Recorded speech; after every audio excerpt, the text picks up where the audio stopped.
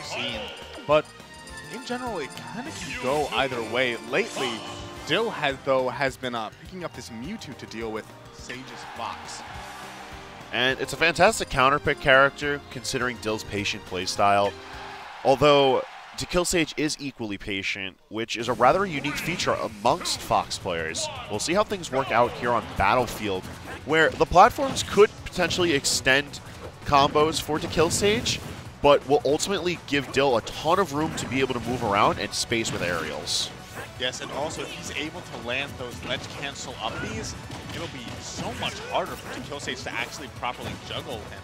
And Mewtwo, probably one of the biggest downsides to him as a character, and one of the biggest reasons he is considered a glass cannon, is the fact that his huge frame means that characters like Fox are able to just vortex him and keep him up in the air consistently.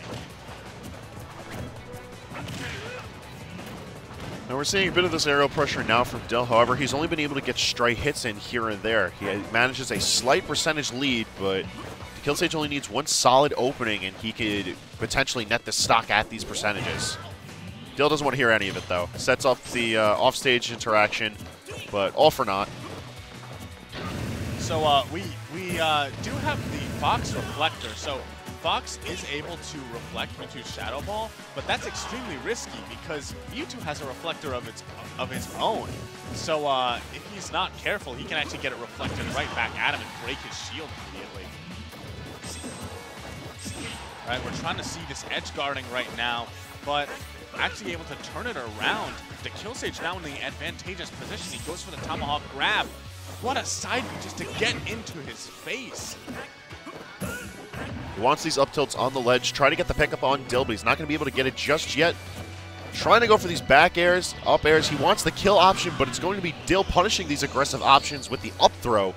That's going to net our first blood for this match. Yeah, and beautiful job punishing the cross-ups that dekillsage is trying to sort of dance around him with.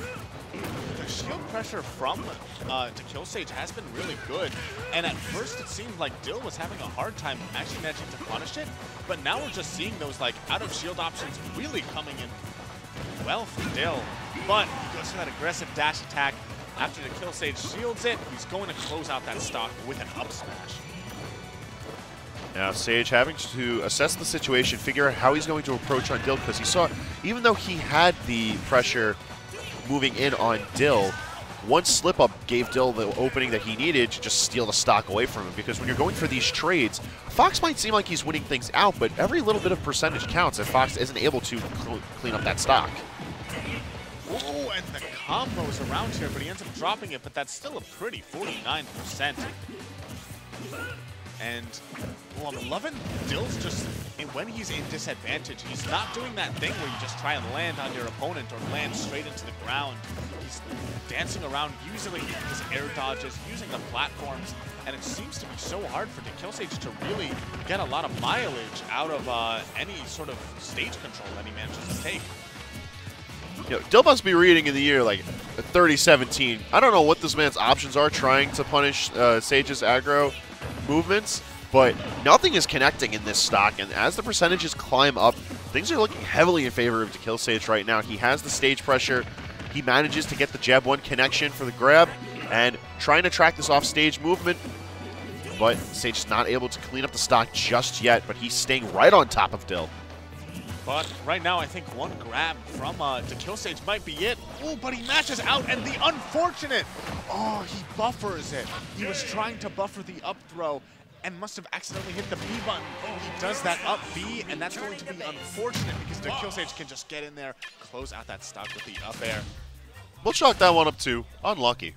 Yeah, just sort of unlucky there, but very good on dekillsage for recognizing the opportunity and just taking it. And so that's game 1 in favor of dekillsage, but Dill playing really well on the whole the entire game. He probably, if he got one less pummeling, I think up throw might still have killed, so can't beat himself up too much over it though. You know, when you have that win and then it slips away from you, it can be so easy to just start beating yourself up, to start losing your mentality. Dill usually, though, not really known for that, so we're probably going to see the level-headed gameplay that we know and love from him. We see Sage already building up a bit of percentage on Dill, and if he's able to keep the pressure on, I feel like that's going to be more important than just building up the percentage. Of course, the percentage is going to be incredibly important for, you know, eventually netting the stock, but making sure that Dill does not have the room to breathe so that he can recompose himself and draw things back into the kind of momentum that he favors is going to be crucial to dekillsage managing to win this set. Oh yeah, and right now he had a pretty good opening, and he gets the footstool disable, but the fact that he fell off of the stage means that he actually was not able to get a solid punish there. That disable might have actually been the stock had he managed to confirm it into an up smash or something. Yeah, that would have been wild. Oh, the reads right now. And dekillsage just putting on damage after damage, reading the neutral getup, and there he is, closing out that first stock. Still looking a bit like a fish out of water right now. His options looking particularly slow, and Sage is picking up on them immediately and just continuing on with this ravaging pressure game. Yeah, his gameplay maybe taking on the frowny face that he's made his tag. Oh, and dekillsage, amazing, using that forward tilt to turn himself around to continue the pressure with these up tilts. Oh, but now he's off stage, and let's see if he can actually net this edge guard. We've got the tech. Sage back in the game, continuing the pressure on Dill. And the grab at ledge. Excellent patience from dekillsage. Just being able to read all of these options out of Dill.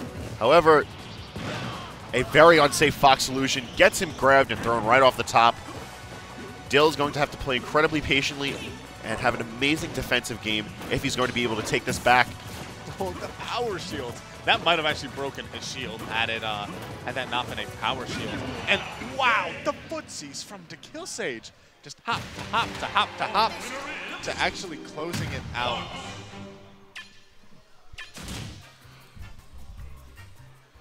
Now, being as this is best 3 of 5, Dill has one more game to try and bring this back. However, I don't know if it's happening in this set.